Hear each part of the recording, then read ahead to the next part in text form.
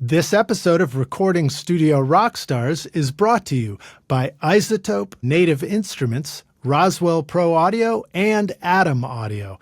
You're hearing my voice right now through the beautiful Roswell Pro Audio Aztec tube microphone, mixed through Isotope, Ozone, RX, and Neutron, all on Atom Audio monitors and headphones. Please check out our awesome sponsors using the links in the show notes. Also, please remember to like and subscribe to our YouTube channel because it's a great way for you to help support this show. Now get ready to rock.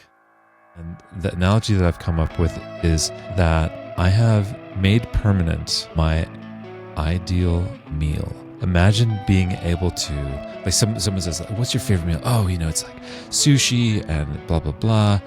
And, or like it's like French fries and it's chocolate marmalade shake. And pickles. Whatever it is. And it's like, but imagine eating that meal like over and over and over again and you kind of get tired of it.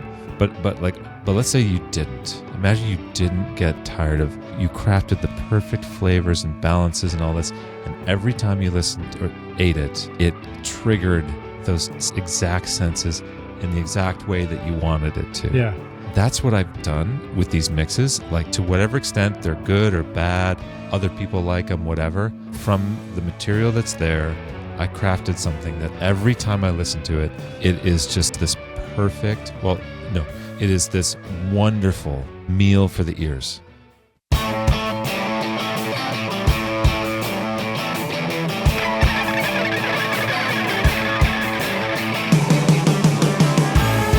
Welcome to Recording Studio Rockstars.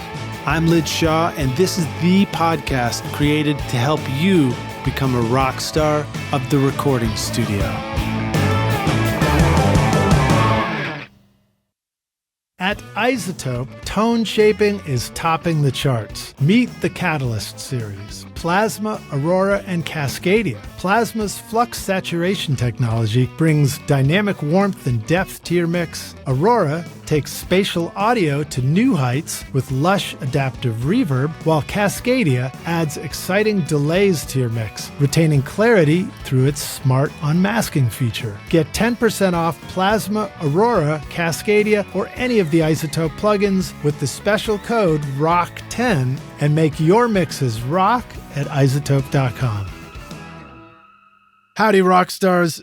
It's your host, Lij Shaw, and welcome back to Recording Studio Rockstars, bringing you into the studio to learn from recording professionals like my guest here today so that you can make your best record ever and be a rock star of the studio yourself. My guest today is Alex Oana, rejoining us on the podcast. It's been a minute. Alex is currently Vice President of Marketing for Sound Vision Works. He has over 35 years of experience in the audio industry. Throughout Alex's career, he's chosen risk and reinvention, which is a cool topic we'll hopefully get into. Initially a musician and a live sound engineer, in 1994, he bought the former home of Twin Tone Records to start his own studio, City Cabin in Minneapolis, where he earned 11 Minnesota Music Awards for production and engineering. Relocated to Los Angeles in the early 2000s and working primarily as a studio mix engineer. Alex also mixed front of house around the world for Pharrell Williams and Nerd, N-E-R-D. How do you guys say it, Nerd or N-E-R-D? It depends on how much time we have. Right. Okay. Fair enough. Nerd.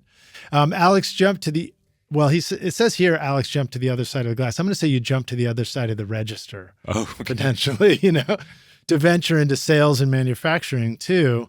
As a sales consultant for Vintage King and as vice president of Slate Digital, where he created and developed the Raven DAW controller, very cool thing, a breakthrough in tactile control for virtual production, for visual production, really, Later, Alex launched an amazing business and site called Audio Test Kitchen.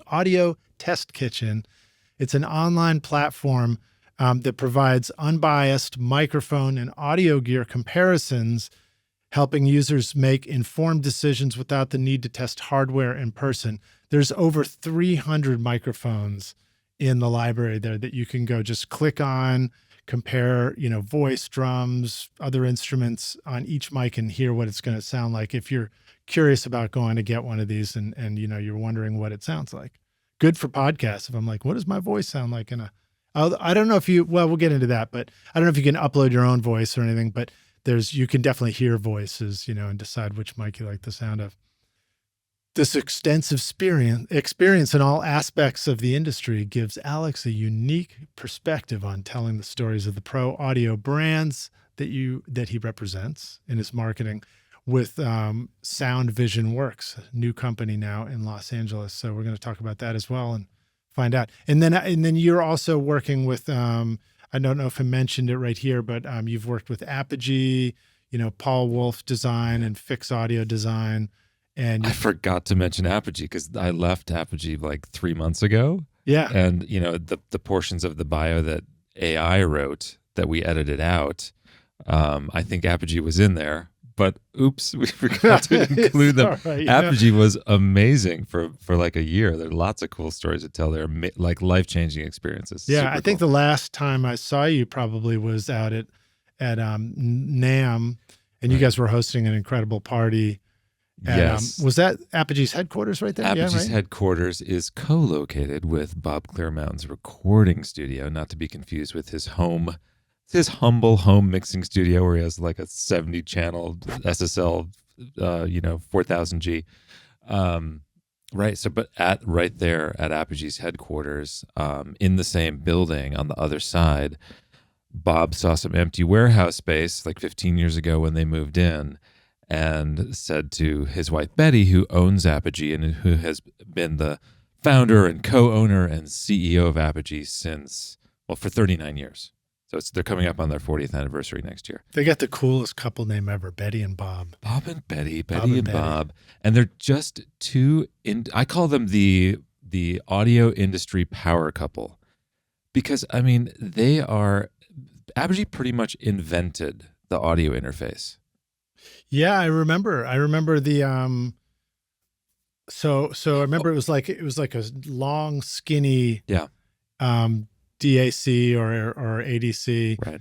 You'd have to choose which one you needed to, right? Right. Do you want to just record in, analog to digital? Oh, well, you need another one to come out digital to analog. So Betty and Apogee are the founding point of origin for digital to analog conversion, and then ultimately audio interfaces for the home studio. And Bob Clearmountain, Betty's husband, is the point of origin for modern record mixing as we know it. He is the one that everyone credits as inventing the role of mix engineer. So, being around a place like that and people like that and then kind of being able to get exposed to the network of people that they know from this incredible lifelong journey that they've already had, that they continue to have. These folks they're like a generation older than you and I, and they are nonstop, unstoppable, like schedule packed, tighter than they ours. like it that way. It's like what label is calling, where's Bob flying to mix like the Foo Fighters in London, or doing mixing a band on Saturday Night Live, or mixing the Rock and Roll Hall of Fame live broadcast. And he gets calls still from like, Bob, Elton John would like you to mix him his set at the Rock and Roll Hall of Fame. And Betty has day to day. I'm waxing poetic about my former employer Apogee, but they're just so good, cool people. Yeah, and I'd admired them for so long. And the way that I got into Apogee was, I think, just by hanging around. So over the years, so Apogee, as you mentioned, Lij, has these parties on occasion. One of their most notorious is the annual pre-NAMM party. So one day before NAMM, they invite all their international distributors from around the world. So they have meetings over the course of the day. But then in the evening, it's like folks like you and me. And I think I probably had been to an Apogee Christmas party or two or more through when I used to work for Vintage King. And they're just they have this, the office and Bob's studio I'm describing is a point of community in Los Angeles. They open their doors to so many people. Like they'll bring in, Bob's studio has an incredible vintage Neve 8068, one of my favorite consoles. I recorded on the sister console of that 8068 at a place called Pachyderm in Minnesota. Made a bunch of records there. Pachyderm was. I never got to work there, but I remember learning about it because that's where Steve was recording In Utero. Steve Albini took Nirvana there. Right. And that 8068 is what tracked that Nirvana record. And I started working there like within a few months or years right after In Utero was made there. I made maybe half a dozen records in that room. Also beautiful room, studio out in the middle of like on a grassy hillside in the woods in Minnesota. Beautiful. And so the room was, the room sound on In Utero was a big deal, Yeah, and what I learned about that? Because that room didn't have a huge decay time, but it was pretty big and very even sounding, like not a lot of parallel surfaces, lots of wood, lots of glass, big picture windows looking out at the hillside and the wild turkeys walking by. But I learned that Steve Albini's trick to that room sound was to run the room mics through an Eventide like H3000 on the way to tape, adding a 10 millisecond delay on both mics. So he got more distance, more perceived size to that room. Yep. I learned that trick from him. He would take, at least when he was recording with us, he would take the drum mics and there'd be a pair of Altec 150s down on the floor in front of the drum kit, sort of to the left and right, if you're almost like a 30 degree out from or 60 degree out from where you were sitting at the drums on the floor. And then he'd even take tape and he'd tape the diaphragm down a little bit lower so they get even closer to the floor. And then, like you said, one of them would maybe get a 20 millisecond delay on the left side, and then the right would maybe get like a 24 millisecond delay. How far from the kit were those two mics? Just like 2-3 feet in front of the kit, maybe something like that. Not that far out. That's one of my favorite spots too. I don't know where I first picked it up from. I've done the tape microphone to the wall. I used to do that at Pachyderm. There's these great. There's a somewhat lesser known vintage Neumann tube mic called a CMV 563. Yeah, and it was a interchangeable capsule system. You could screw on a cardioid on a bayonet, and then there was a figure 8, and the Omni capsule was called the button capsule, and it just looked like a half dome, and you'd screw that on, and not only was it an Omni, but it just so happened to have this like 10 dB rise in the treble starting, I don't know, around like 6K or something, and so you get this incredible like sort of natural sounding treble lift, high frequency lift, and so you could record like beautiful acoustic guitars, pianos, vocals in the right scenario, room sounds if you wanted that brightness. So at Pachyderm, I would put the CMV 563s with I think it was the MK55 or something like that button capsule, put them on the tallest Atlas stands, have the Atlas stands leaning against the back wall of Pachyderm, probably similar to where Steve Albini put the mics. Yeah. And then I would, we'd get up on a ladder or something, then tape them or maybe we just leaned them with enough pressure there and just told everybody to avoid those stands. Yeah. So that we would essentially get that same effect that Albini was getting with the floor mics, but it was on the wall, the back wall. So it was like as far away as possible from the kit. Yeah, I love it. So now that we're doing the video podcast too, like there's an opportunity to sort of like, explain with like the air dance and the hand gestures and everything. So Rockstars, you're probably seeing it. Like Alex is he's a I'm a long, formidable dude. So his hand gestures are showing up in my camera too. So you may see some of that. So you'll get double explanations visual there. And if you're listening on the podcast player, in your car, know that we're now on YouTube. So come on over and watch the video too. Yes, absolutely. See what's going on. So speaking of, that used to be, this is such a great topic that I used to be so embarrassed about how long my limbs are. And there was this moment where I was doing live sound. Until you started boxing. Yeah, right. And then they didn't know what hit them.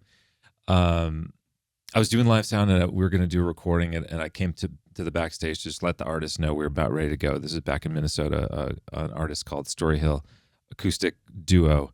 And I just had to I went back to their green room and had to kick everybody out. So everybody leave these guys alone now. We're about to, let's let them get prepped. And and we're about to, get ready to go do this concert, record the show. And apparently, like, the way that I came back to the stage and I like kind of waved my arms broadly, which was just kind of normal for me. But I was like, okay, everybody, time to go, time to get it. Oh, yeah. It was just like totally just, Yeah. you just take over. They're You just be beyond like, the frame. okay, that's enough for you, Lij. That's enough for you, Alex. There we go. Give the rock stars Yeah. a sense of the space in here, right? So anyway, That's awesome. a friend of mine mocked me not mocked me, but just like what do you call it when someone like mimics back to you? Like, it was kind of like friendly mocking. And I was embarrassed by that for like a couple of decades. And then I don't know what happened, but like at some point after I turned 40, I started to, all the things I was really embarrassed about, especially about my body, like just my lankiness and like my big hips and my tiny torso and my incredibly long legs and big feet. Like, I started to really embrace it and go like, Right. well, that's what makes me unique. That's what Become a makes me feature, stand out. It's like, right. It's not a bug, it's a feature. It's a feature. So Yeah. my physical features, what am I going to do? What am I going to do?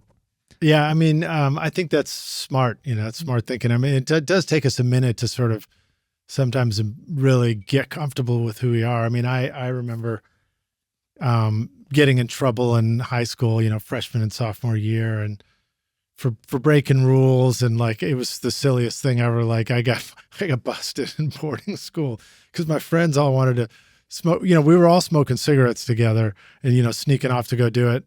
By the way, I'll never admit to any like smoking or drugs on camera or a microphone, just in case the insurance companies are don't do it. listening. Yeah. Because I didn't do any of those things. But if anyone does admit that, like in a public space, you never know. Like what? That's true. That's true. You never know could what have you're, someone like scrape every podcast you've ever done, learn all the things that like someday someone might hold against you.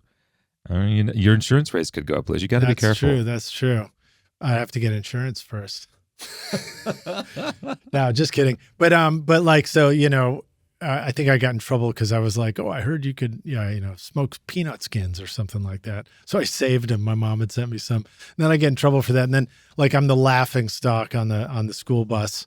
And then, that kind of stuff like totally bothered me for years. It took a long time before I could even tell that story. Now, of course, I look back and I'm like, that's funny as shit. It's like great. It's better to be, unique in your story than just be like everybody else. Yes. Well, let's see. So cool.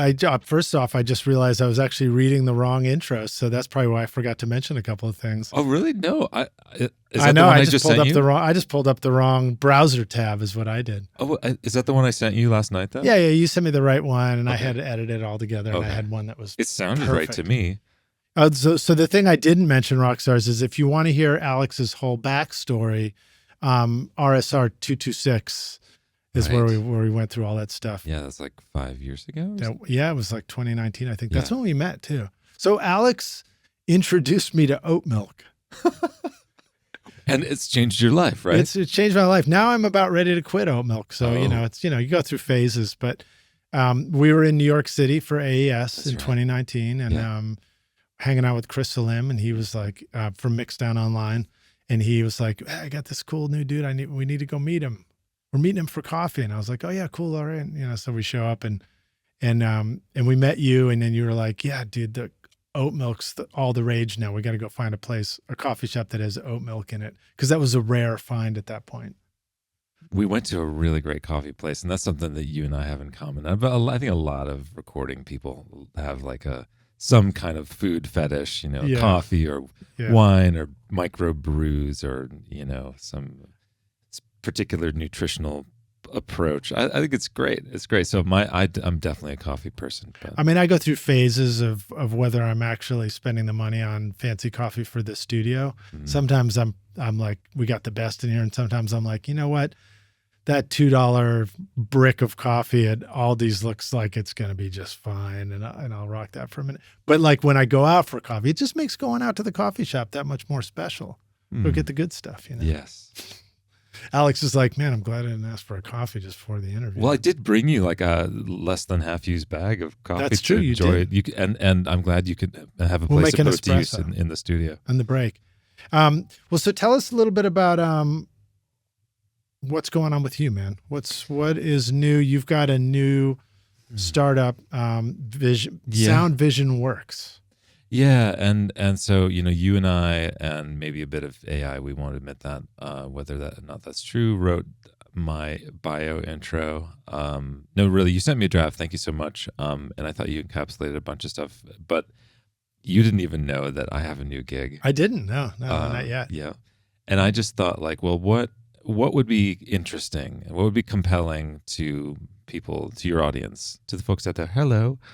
And you can call them the rock stars. The rock stars, yeah. Their first It's name. interesting. Like I don't know. There's got to be like a best way, or maybe just a way that I'm comfortable talking to the people listening. Because like when I'm listening to your podcast, Lij, I'm an individual. I know I'm a part of a collective. Yeah, I am one of the rock stars. If I'm listening to Matt Boudreau's podcast, I am part of his audience, right? So like as the host or as the guest, how do you address your rock stars? How do you address your audience without making them feel like they're just part of a crowd? They are, like, I got an answer for you. Okay. I have no idea, man. Right. I have no idea. I think it's more fun to describe than to say, our listeners is just so Right. generic. So I chose the over the top version initially, where I'm just I like rock it. stars, Might as well, because there is no perfect way. There's another podcast, Smartless. Oh, right. Yeah, Smart- that's a very popular one. And when they do like their What do they call them? commercial Smarty breaks, pantses? they should. I Yeah. don't know if they do yet. But they say, "Hell, dear listener." But I don't know if that's. I think that when Jason Bateman says that with his little smirk, I don't feel like personally spoken to. But I just want He's good though. Jason Bateman's great. He's one of my Ozark favorites. was a lot of fun.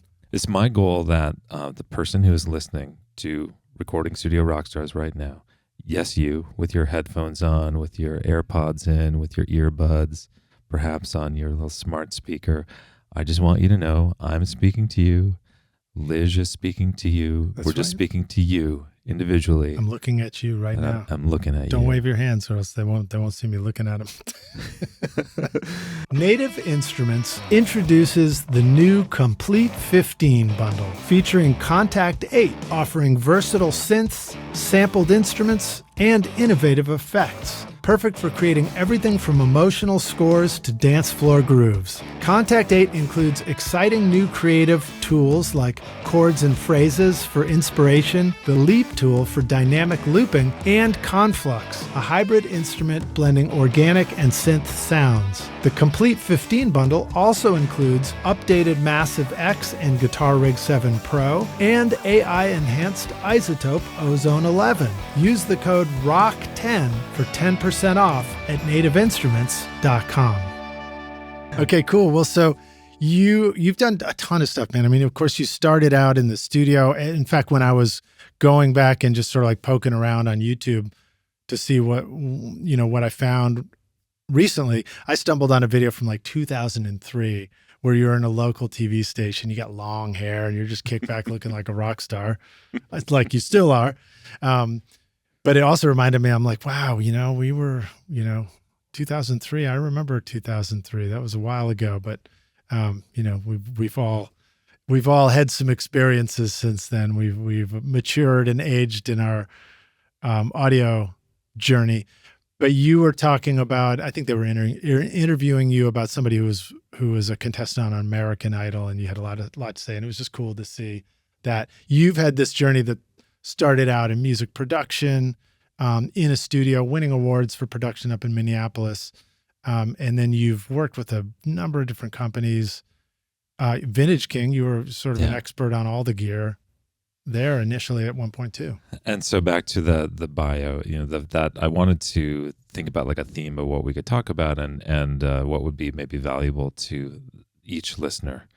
And I think that the theme in my career is risk and reinvention. Yeah. And I've been really reflecting lately on reinvention because I was, as we were speaking about, if that part doesn't get edited out, I was at Apogee for a year, and just a year, and then I bailed and I'm doing something completely different. And I started looking at like, what is am I like commitment phobic? What is going on here? Because I've reinvented myself so many times, and I wanted to. So now I'm in my early 50s, and I wanted anybody who just has any question marks in their head about like their career path, or when to know it's the right moment to make a change or whatever. Like, it might be interesting to hear the examples of like the ways that I've kind of bounced around from. Yeah, let's hear that for Yeah. sure. I mean, I think that reinventing is an important part of what we do, because I've always said when you choose to do this audio stuff, based on my experience, you have to be ready to pivot all the time and try this and that and make stuff up and have a few different irons in the fire, so to speak. So I think that's an important part of surviving in this world. Even the tech just changes underneath us. So what are some examples for you of that? I mean, like what tempted you to even step out of the Minneapolis studio and make a first move? Was it the move to LA when like I'm ready to go? Yeah, See the bright lights. That was at a time. I think it's such a huge decision about where a person goes to college, because it becomes the basis of your network. Right. And it just so happened that, so I went to school in Minnesota, about an hour south of the Twin Cities in Minneapolis and St. Paul. And I just... Where in St. Paul were you? So the school was an hour south of Minneapolis. Oh, okay, St. Paul, sorry. yeah. And then I ended up living in Minneapolis after college. But I kind of lucked into this group of incredible musicians in college. My roommate and then all my friends down the hall formed a band. At the time was called Shark Sandwich. We can make jokes about that from Spinal Tap. They eventually, and so I did my first live sound work for them. I did my very first recording with them in our campus nightclub on a PV mixer, with a DOD digital crappy reverb and a cassette deck. And to this day, I cannot wait to like remaster that, or like, because I have a digitized version of the cassette. Or now you can do stem separation, because it is such a like the bones of like a great Let's do it right recording. now. We'll do it live on the show. We should totally remix that, but I can't. That's a whole thing I want to do, is actually go back and remix my '90s catalog of like all these studios I was in, where like I didn't really have like the precision EQs I needed. Really, the problem with all my old recordings is that my ears were not developed. And so my ear now, even though, my hearing probably, it trails off after 13K, I have some tinnitus and all that sort of thing. Normal stuff. My hearing acuity and my decision making and my understanding of what's going on and like what I want to go for is so much farther developed than it ever was when I was like really in the heart of my record making career. So I'm like, man, I just want to go back and remix all that stuff. But so back in my college days, I got hooked in with a whole crew of incredible musicians who eventually got signed to some record label, Capitol or Sony or something like that. Made a bunch of records in Minneapolis, but really I had set my sights on, I wanted to be Bob Clearmountain. I really did. And so, and pre-internet, it was like, who was in Mix magazine every month or a few times a year was, Bob Clearmountain and, some Lord Alges and just like, George Massenburg. And like, I really, really, and so I think I also associated that kind of opportunity with the West Coast or like New York. And so eventually I'll just say that I wished I had had like a mentor in Minnesota that could have just like said, stupid, you want that Bob Clearmountain sound? You got to mix through a SSL bus compressor. You got to do this. You got to use more reverb, whatever. Yeah, it was hard to know those things back then too. It was. You needed somebody to tell you, or you needed to just stumble on it in a magazine. It's probably easier to find out now, although it's also more challenging to like filter out the noise, because there's so much information. Yeah. Easy to try a lot of things and then save as and try another thing. So I eventually ended up in LA, and my client base was still a lot of Minnesota people. And I got one. So this is so weird. Like, I think that the third like adjective I would use in my, first sentence of my bio is a career of risk, reinvention, and like being being afraid, and just like I think I've chickened out a few times when I wished I wouldn't have. And if there's anything that if I could get the folks who are listening to do any one thing, it is simply, yes, you're going to be scared, but just do it anyway. Figure out some way to like not have the consequences really. They can mean something. They can sting. The if you fail, if you get hurt, if someone says no, it's gonna sting. It's gonna hurt. Whatever. But you will go on. That's the thing. It's like, and the people who care about you and love you, and the people who matter, will continue to. Right. And so I think I've made enough times in my where I had a choice to, where I really, looking back, should have just forged ahead and done the scary thing.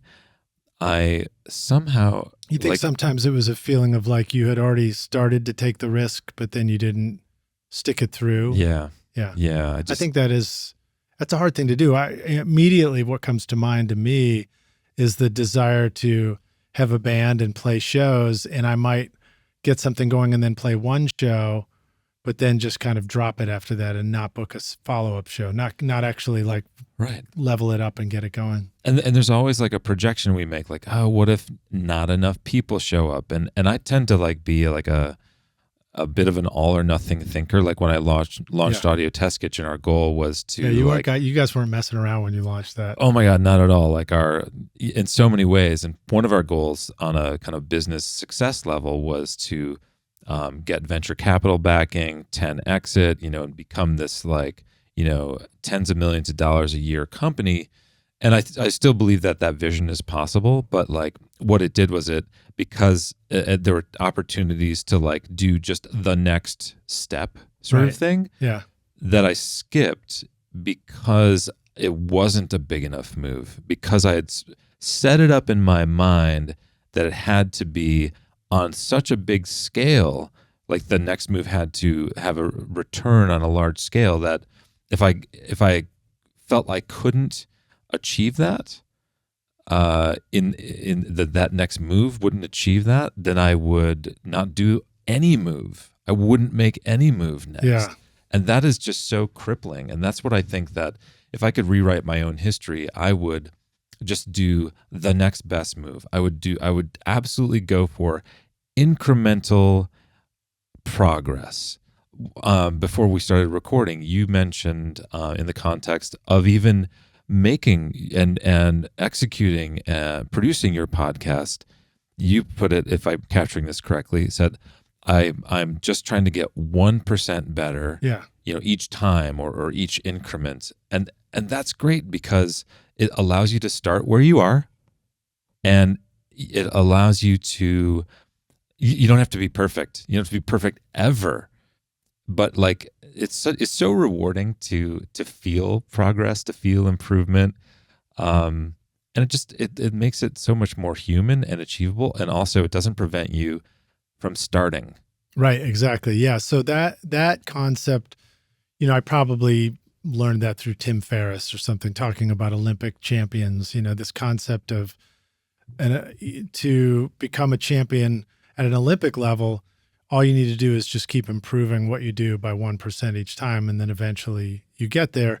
And in a marathon training, that was a big deal for me. That was the first probably really big personal goal that I ever made. There's lots of examples of big personal goals, but the marathon was like, okay, I'm going to do something I've never done before. I decided I was going to run a marathon, and then to pile on top of that, it's like, oh, and I'm going to run it barefoot. So I'm like, do all these things that are way outside of the reach at first. But what I learned from that was choosing a training program that took 4 months. It's like, okay, over this 4 months, all you got to do is hit these targets every day of the week, and then incrementally work your way up. And yeah, some of those increments were pretty ass kicking, especially the long Saturday runs, and especially the mornings where you're like, I don't want to go do this right now, or it's raining or whatever. But by keeping up with that, it's amazing to me personally. Is like I get to actually the first year, the first marathon I was training for, I actually on a 17-mile run realized I was like, I can't do this. on a training run. And I was like, I think I need to just dial it back. And the choices are full marathon or half marathon, right? Oh. There wasn't like a 9/10 of a marathon choice. So I was like, all right, I'm going to do the half. And so that, so I did that.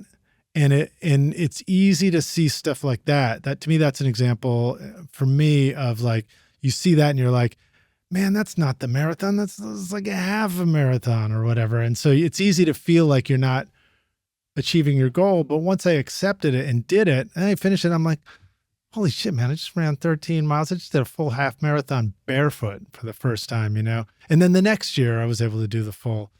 So like, to me, you know, it's that idea of just do the little bits and set your goal here, but be willing to bring your goal back when you need to, because still the recessed goal is still a lot more than doing nothing, you know, where you started.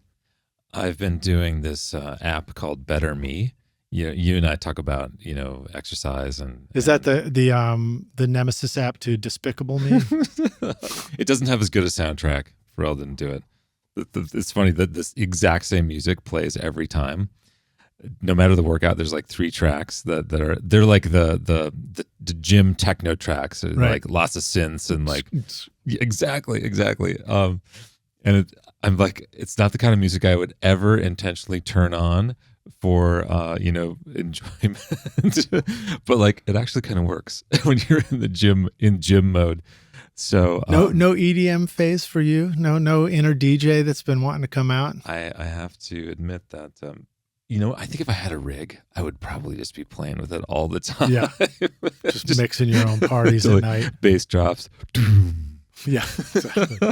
You were playing me that Beyonce track down in the studio. Yeah. I just got to take Alex down to the toy box. He hadn't seen the Carl Tatz room since we had done that. And he was like, dude, here's your bass reference track. That's right. And this track called Partition, it has, if you end up listening to it, there's 2 versions you'll find on the streaming services. And the one that you want to listen to has Beyonce. It's like, it starts out it sounds like they're at a concert and Beyonce is like talking on the mic, but then it switches over to the studio track. So that's the correct one.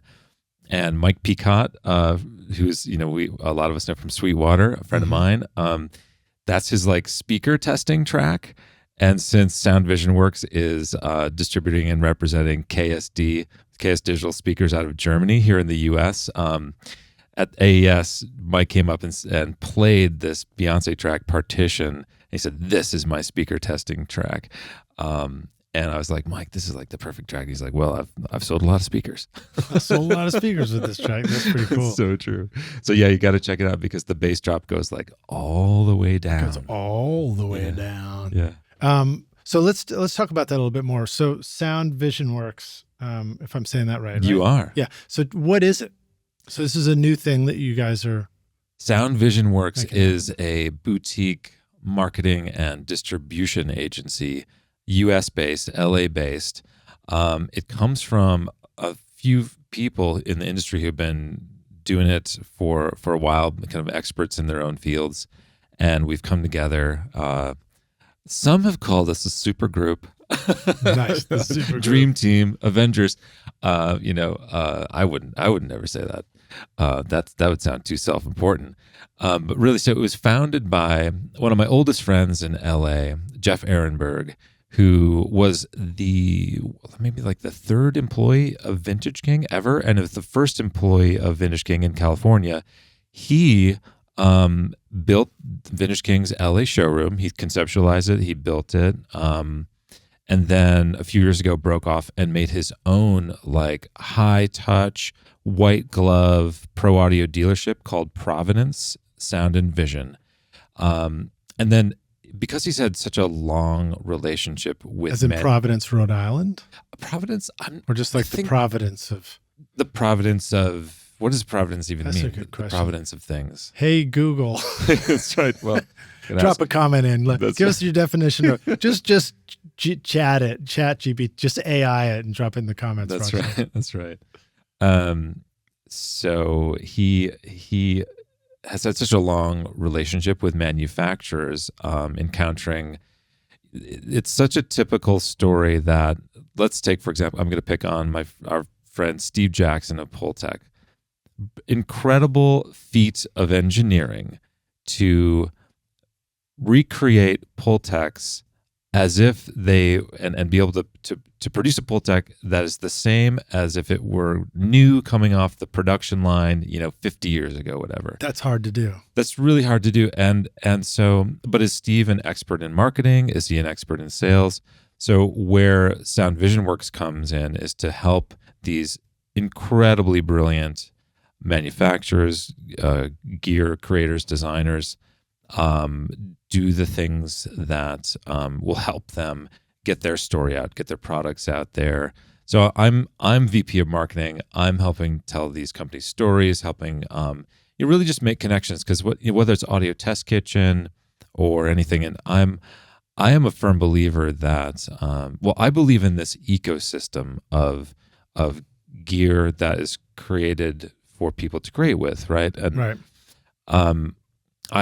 I honor so much the creative process of people like Paul Wolf, people like Steve Jackson, Steve Jackson of Pultec, the Ivana Manleys of the world, the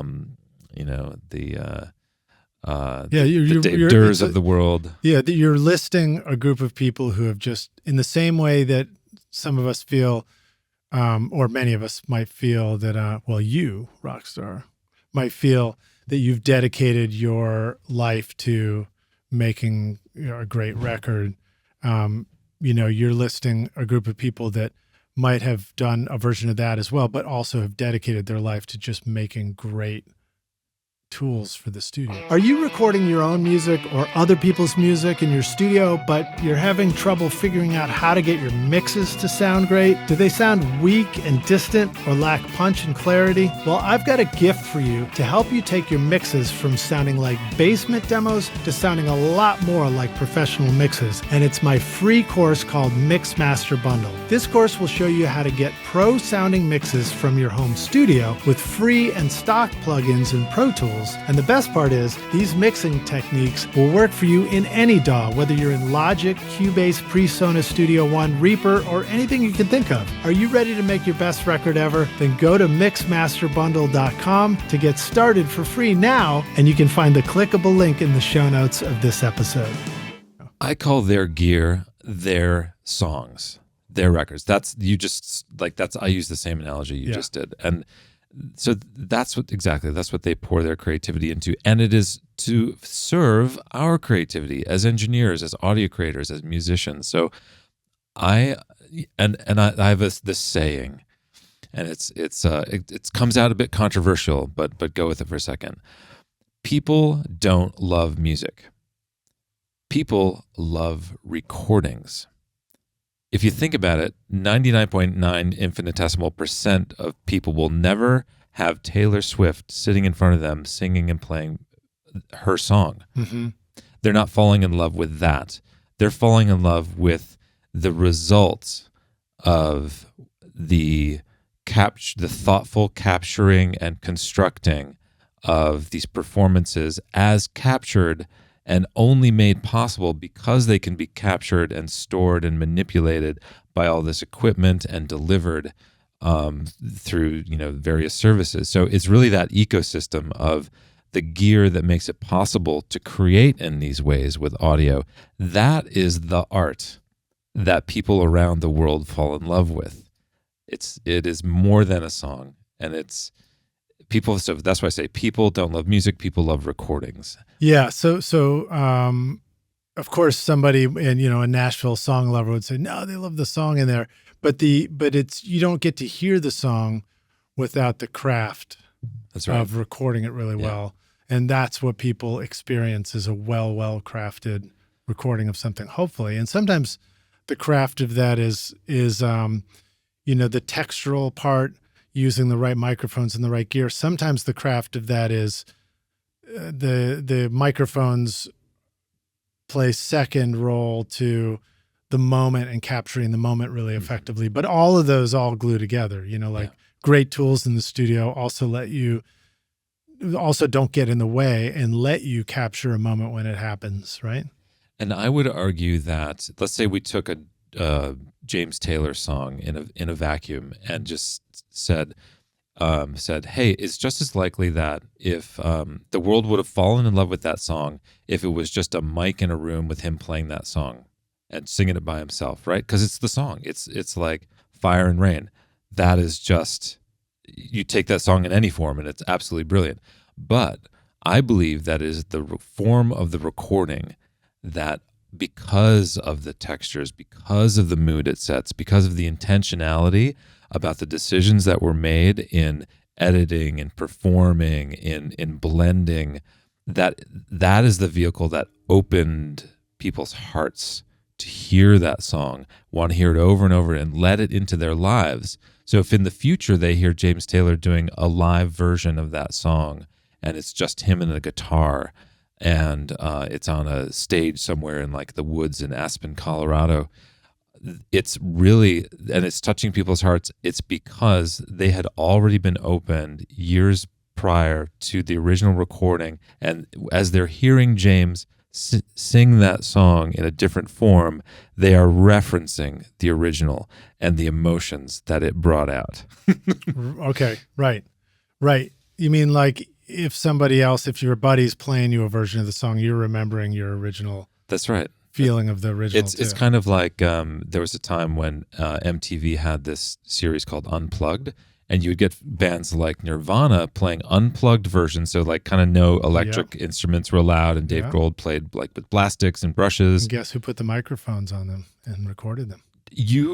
No, Bob Clearmountain. Bob Clearmountain? Yeah, he did MTV Unplugged, the Nirvana sessions. Are you kidding me? That was, believe it or not, so that rewinds to the 90s when it's all brand new to me and I'm discovering all these people, and that was my introduction to Bob Clearmountain. That is mind-blowing. It was a Mix Magazine article. He put the 441 on Kurt's acoustic guitar, and I was like, and it went through an API mic pre. I remember that specifically, the AKG 441, and I was like, wow, that's a great sound. And then I went and discovered other things that he had done, and then that's what I got. Tattoo You, the Rolling Stones, and listened to that and heard the opening of Start Me Up, where there's reverb and the snare goes bong. Yes. And then fast forward 25 years or more than that, 30 years, and I had Bob on the podcast and I got to ask him that question about cranking up the reverb on that first snare hit. Oh, I'm surprised I missed that credit. Like when you walk around the halls of Apogee, they don't need to buy any posters or artwork because the walls are decorated with all of his gold records and his Grammys and his platinum records and signed photos from bands. And I guess I've yet to run into that wing of the studio or the office where there's the Nirvana Unplugged credit. That's so cool. So in that experience, I think as people, one of the things that made MTV Unplugged so fascinating and so successful was that it really just tickled a part of people's brains where they were just constantly drawing the connection and association with the original song that had busted into their brains, busted into their hearts and blown the doors open. And it's such a fun, that's probably why we like covers by artists too.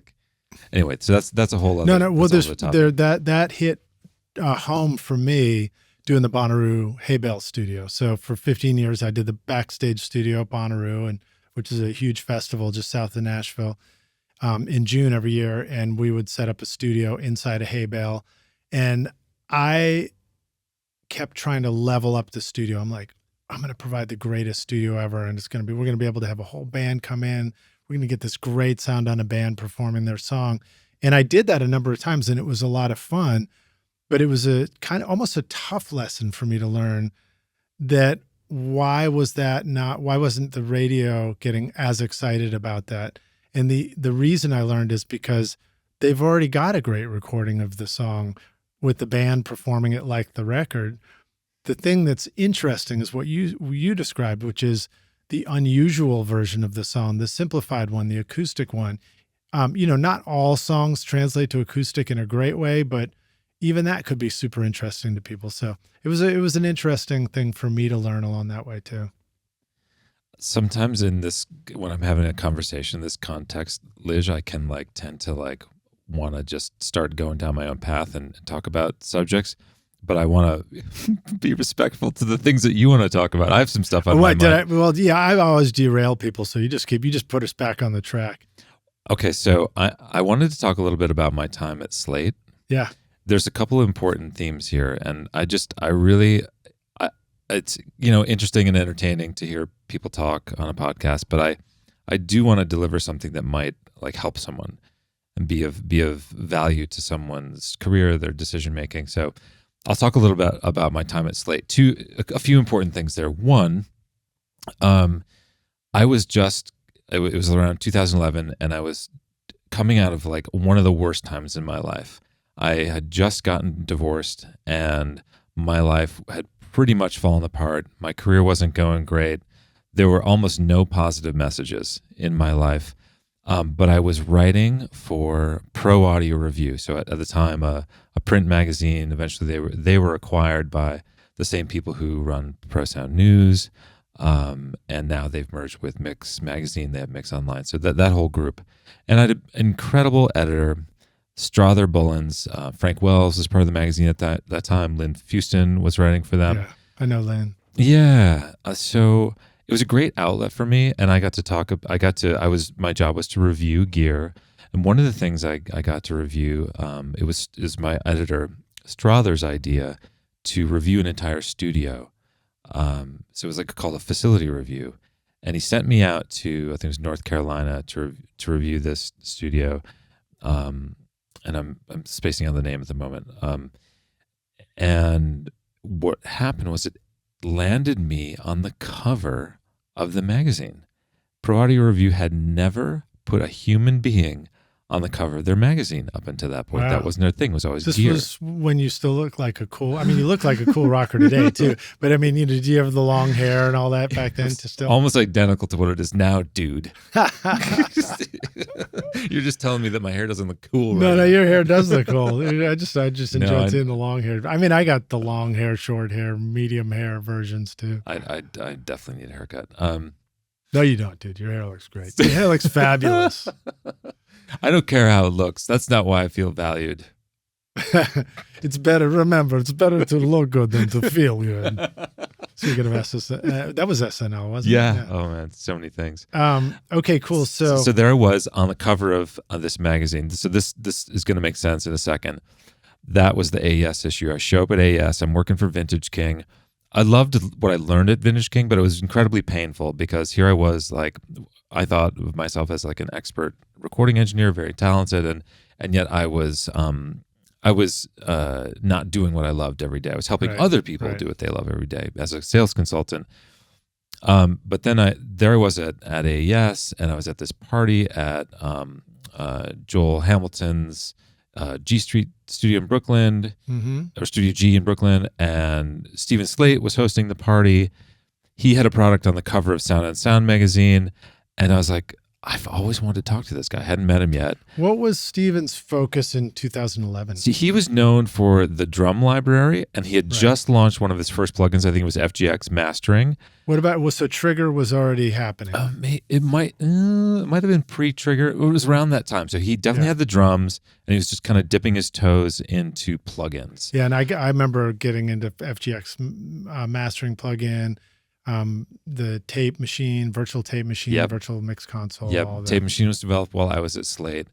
So Stephen kind of had this reputation, and he's kind of was and still is kind of a polarizing guy, kind of love him or hate him sort of thing. And I just wanted to give, and what I love about that actually, so just as a sidebar, who cares if everybody loves you? That has stopped me so many times. I'll only do something if I can sort of be guaranteed that everyone will like it. Sometimes it's important. It's if you make something that's this, a piece of software, we answered all the, our beta testers, they pointed out all the flaws. We fixed all the flaws. That's a good time to make sure everyone's happy. Right. But when it comes to creative things, art, your own particular vision, for example, Ben over at Third Man Records gave his old friend Dante is my colleague at Sound Vision Works. They were in bands together in Detroit. They were hanging out with Jack White all the time. So Ben now he pretty much built the Third Man Records world. Which is a cool spot over there. Insane. So we got the behind the scenes tour. Go ahead. Rockstars, if you're ever in Nashville, make a trip over to Third Man Records. It's like a little museum. It's a shop. You can go cut a record right there in a vinyl booth. You put your dollar in or whatever, and it spits out a little wax cylinder. Yeah. Which you can play at home in your car on the way home. No, actually, it's vinyl. But yeah, it's just cool stuff. So continue, and they host shows there too. This place is so much bigger than meets the eye. There's a massive warehouse. They have like tens of thousands of archival bits of like music history, not just from Jack White and the White Stripes and the Raconteurs, but from all these other artists that are on their label, etc. But really what it is a manifestation. They have 3 locations. They have the Nashville, they've got Detroit, they've got London. And it's all because I'll just, there's a lot more to this, but there's all because at the heart of it, at the source of it, one guy, Jack White, has a very particular vision, a singular vision that he did not compromise. Right. He just decided that his vision and what he wanted to build and what he continues to do, he stays true to, whatever the consequence. And that has paid off for him. And if I could get people out there to do one thing, it is to be more like Jack White. Like, just do your thing. That is what the world needs you to do. And you will be so much happier. You're going to lose friends.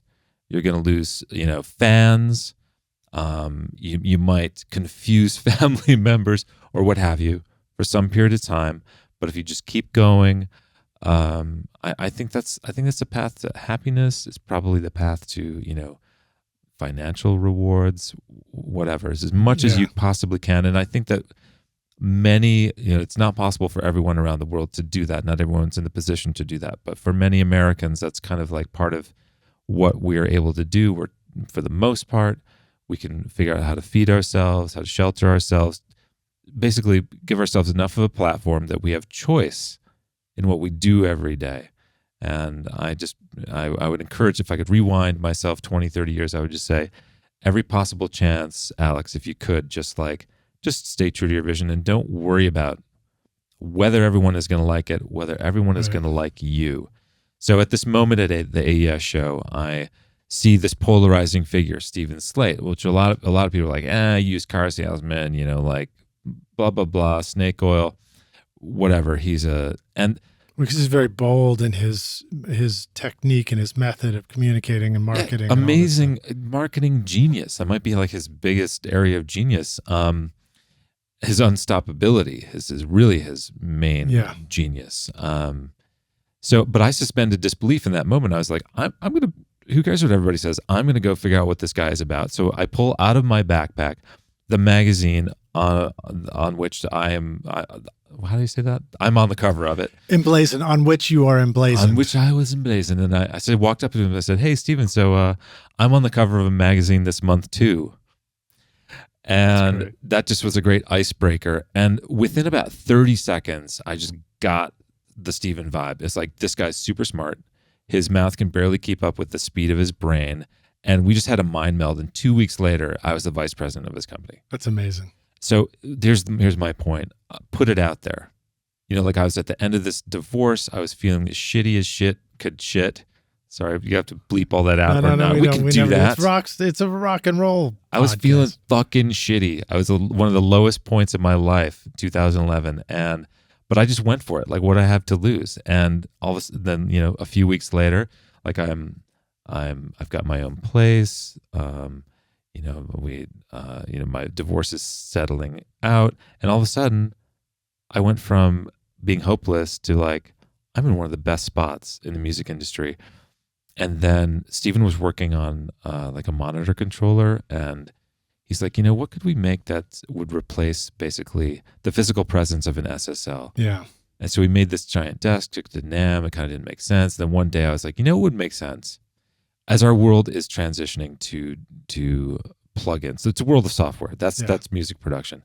Why don't we just make a giant touchscreen so we can have that tactile experience of feeling like we're in touch with our music production tools. So that's how the Raven was born. That's so cool, dude. I don't know if we talked about that last time, and I don't know if I've really heard that story from you about being there at the birth of that idea.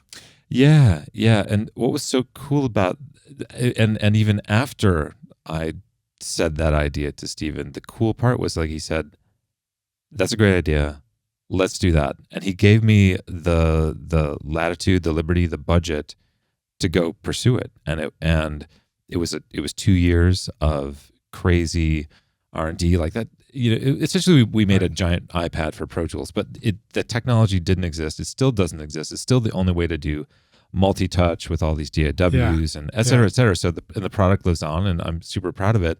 So point 2 about being at Slate, it was tough. It was really freaking hard. Oftentimes leaders with like a huge strength in one area, there may be another area which is, deficiency or what have you. And like, it was just a tough environment, and it really, it chewed a lot of us up. It ate us up. And yet, as I look back, I've realized how much I learned and how much stronger it made me, and it really changed who I was. Amazing.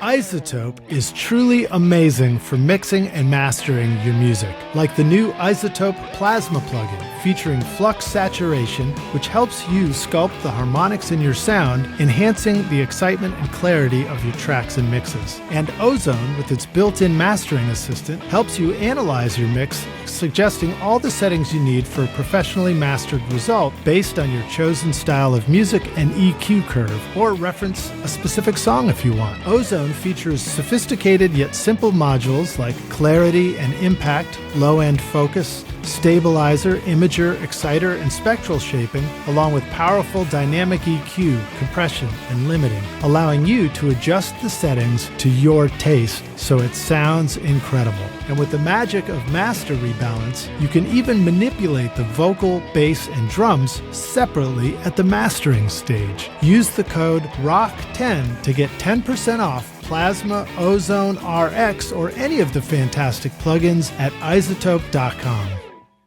Howdy, rock stars. It's Lij Shaw, and welcome back to the jam session, aka the second half of the show. My guest today is Alex Oana, joining us here at Recording Studio Rockstars HQ. It's beautiful. I was trying to call it, we were calling it Podzilla for a minute, and then I was like, let me Google that. And of course, there's something else called Podzilla. It just doesn't feel very Zilla in here. It feels more Pod Zen. Pod Zen. Ooh, I like that. That hasn't happened yet. It's your Zen pod, so it feels very Pod Zen. It's beautiful in here. Like this, it feels like warm and welcoming, and yet modern and very technically capable. It's very bright. Just in the right way, though. We've got natural light. We've got... There was a really good name that Chris Shaw came up with, was Pod Damn It. And of course, there's totally a podcast out there called Pod Damn It. That's a good one. I was like, oh, well, what are you going to do? You ready to jam?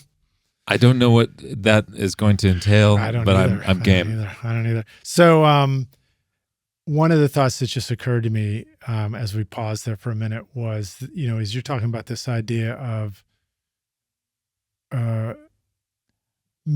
taking a risk and then feeling like you bailed or jumped ship. Mm-hmm. I think sometimes I was thinking about so you have like me, you have an appreciation for trying to stay physically fit and healthy as we get older and everything. Cause I don't know, for me, I just want to keep living and feeling good for a while. I want to keep getting younger. There you go. That's what I'm trying to do too. Yes. Here's for that. And I think music hopefully helps. But part of that is like, I just described this marathon running scenario where it's like you set a big goal, you train for it, then I hit the marathon, and then I'm like, well, I don't want it. Monday comes around. I was like, great, I don't have to run Monday, and then you just kind of fall back off of that. And a version of exercise that I do today is one where I'm kind of doing the same thing every night about at 6, and it might be easy to look at that and go, well, you're not making any forward progress.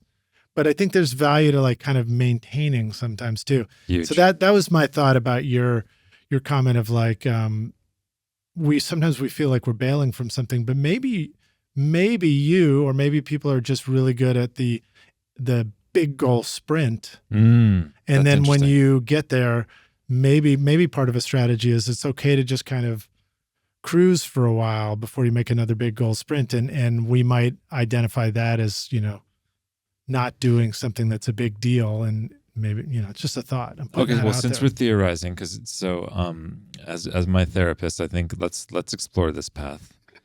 That could fit in with this idea that, why is it that I change what I do so often? So like I was at Apogee for a year. I was global sales manager. I have never been a global sales manager. I've done sales, but I must have convinced them of something, for them to trust me enough to hire me. But I was learning on the job. Yeah.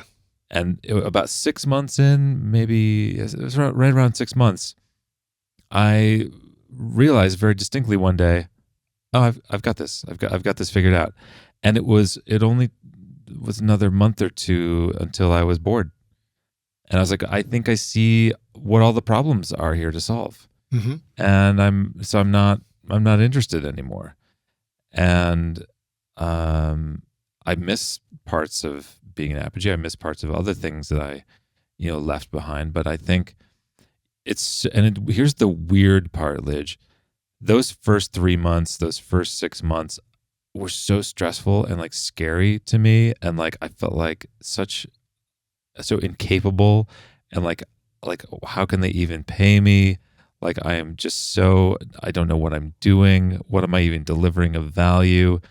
And then like the second I've got it figured out and it's easy and I'm like, oh man, I could go off and like enjoy my life. I could like have, personal time. I could enjoy my children. That's like the moment where I'm just done. I want to leave. Yeah. And so why do I want to exist in fear and stress? I don't know. I think it somehow taps into that same part of us that, like, for me, I like hooking stuff up. I like building studios and getting things to work. It's that engineer, the tinkerer in us. And there are times where I've looked at it and I've thought, Lij, what's wrong with you? You said, oh, if I just build this cool little home studio zone, then I'm going to make more music. And then you build it and then you don't make the music or whatever it was in that moment. But then I kind of came around where I was like, you know what, maybe it's okay to just like solving difficult puzzles and building things. And it's all right. Maybe we just need to allow ourselves to do that. So, I mean, when you built Audio Test Kitchen, that was a massive idea and a massive puzzle, and figuring all that out. And so stressful. There's this famous saying in startup world where it's like, you jump off the cliff and build the airplane in free fall. Something like that. Build the airplane on the way down. Right. Ready, fire, aim. Yeah. And I mean, when you're in free fall and you don't have it figured out, you don't even know if you're going to make a landing, if you're going to survive. That's what it feels like. Yeah. And I don't know why it's hard. I mean, it really truly is hard. It's disruptive on relationships, and it's actually things like exercise is like the only thing that holds it together for me, like regular exercise. Like I call it my sanity and my vanity. So and in this place, it's your zenity. Ooh, podzenity. Podzenity. I'm writing that one down. They're just writing the shit down. I was never the one who's good at coming up with band names, so I can't believe we even wrote down a couple of like things that I said. Yeah. So so I've been thinking about, okay, so what is Alex's special recipe for like career happiness? So I think it's got to be that right mixture of like, I do something that's really hard. I often like doing something that's unprecedented, like The Raven had never been done. Audio Test Kitchen had never been done. There's no roadmap. It's the most scary thing. Mm-hmm. There's no blueprint. There's not even like a revenue model. And so there's a few different places I could go here, but one of the things I like your analogy of free falling and not knowing how you're going to save yourself before you hit the ground. Yeah. The ground is coming. Will I smack it? So, and as I've been getting this question. So 5 years ago, like Audio Test Kitchen was maybe just born, I think. Yeah. And when I was on the podcast the first time. It parallels the life cycle of oat milk. 5 years. Even though it says like, a couple months, you've do you have one in the? No, I don't mean like an individual container, but I mean like, the arrival of oat milk, and then it becomes ubiquitous, I'm so glad I said no to when you offered me an oat milk latte earlier, because you were going to give me the 5-year-old oat milk. It'll last forever. Yeah. So well, ATK Audio Test Kitchen, yeah, 5 years. Yeah. So it still exists, because I get that question, because it's just, I had to put it on the back burner a bit. I was pushing it so hard to feed me as a, just like to have it bring in enough revenue that it could pay the bills. And I never quite got it there. And on top of that, we were, I had a co-founder, and we kind of needed it to pay his salary. And then it just like, it became. And then you had a vision to expand it, probably. Yeah. And it was so, like I said, the framework that I had set up was kind of this all or nothing mentality. And so if I could rewind time, I would say, like, we had opportunities, massive opportunities at like the highest level in the industry to just do the next incremental thing. And I just kind of like, I was like, yeah, well, if we're going to do that, we might as well do the grand vision. Yeah. So, well, and I remember brainstorming with you, mm-hmm. and it was one of those kind of things that was super fun to brainstorm about. So you must have gotten so many, brilliant ideas from people. It's you true. Really ought to do this. It's true. And, but what I didn't have, now I'm thinking about speaking from lack, but, there's another thing that I did, and so this is my therapy session. Thank you very much. You're welcome. It's a pleasure. And it's your therapy session, Rockstar. Yeah. And all these things we're talking about, they remind me of making records too, but I'll wait my turn. So, I'll jump in. So yeah, go ahead. So when we're talking about maintaining that experience versus solving a really difficult problem, and the stress that comes with that, and that sense of free fall, how in the world is going to come together, all of that applies to making records. I 100% can think of the times where there's times where I almost prefer some creative chaos in the studio. In fact, I do, mostly, because I think there's something wonderful that comes out of music making and art when you're trying to